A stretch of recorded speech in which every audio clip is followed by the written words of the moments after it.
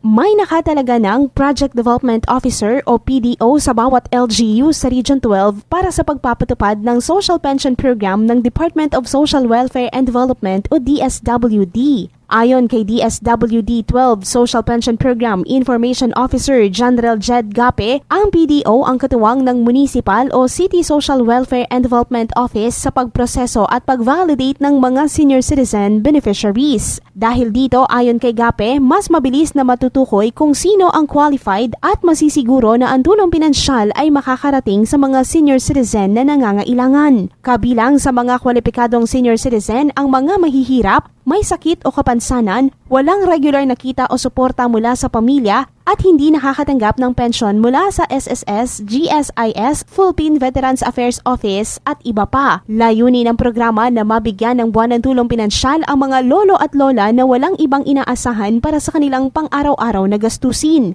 Ayon pa kay Gape, sa pagkakaroon ng PDO sa bawat LGU, mas nagiging madali ang koordinasyon sa pagitan ng DSWD at ng mga lokal na opisina upang matiyak na tama at maayos ang listahan ng mga benepisyaryo. Every LGU, sir, meron tayong tinatalagang PDO. One PDO na tayo ngayon. Dati medyo mahirap kasi onti yung staff ng SOCPEN. Meron na tayong one Project Development Officer. Yun yung parang social worker natin in charge for SOCPEN for validation. Si DSWD 12 Social Pension Program Information Officer General Jed Gape.